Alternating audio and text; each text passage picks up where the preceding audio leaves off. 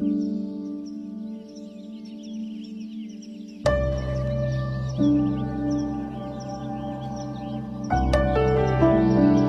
selfless person is one who is more concerned about the happiness and well-being of another than about his or her own convenience or comfort.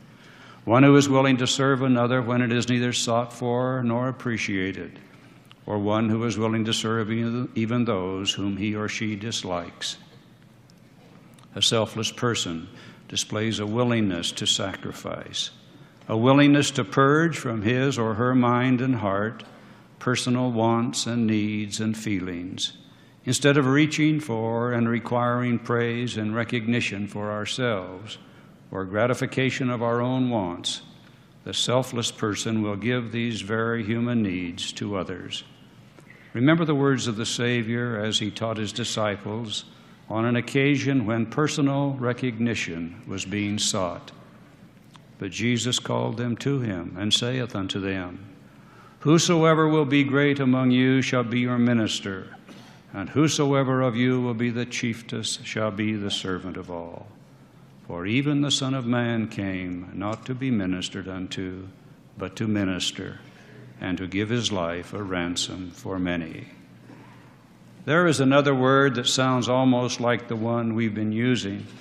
However, it is an ugly word.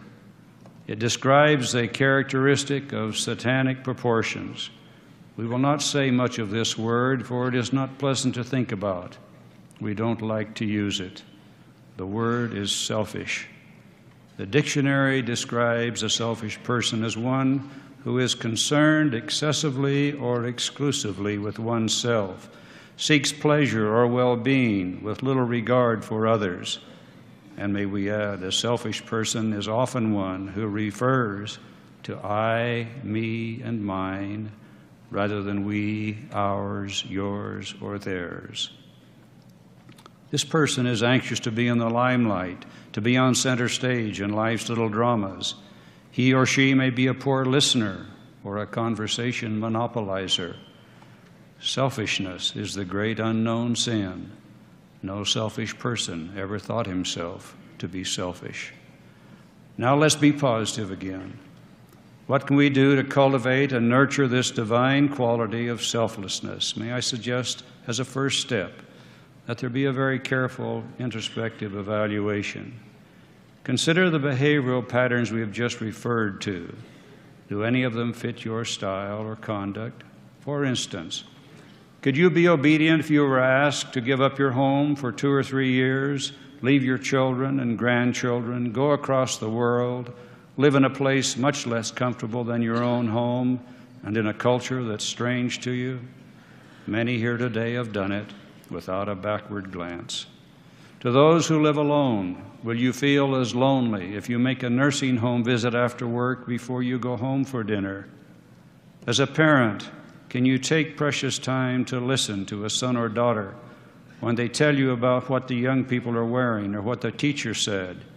If you do, without interrupting, you may find they'll talk to you when they are really troubled because they've learned you listen.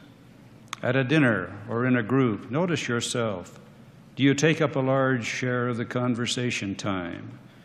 As a part of this self-evaluation process, it is important to remember there can be no successful change in any of us unless we recognize a need to change. That must come first. With the recognition of the need to improve, may we now suggest that as a part of the process of cultivating and nurturing the attribute of selflessness, we begin to build an attitude of service, the ongoing desire for the well-being of others. The beginning would be feeling empathy for those who need uplifting, then acting with caring thoughtfulness.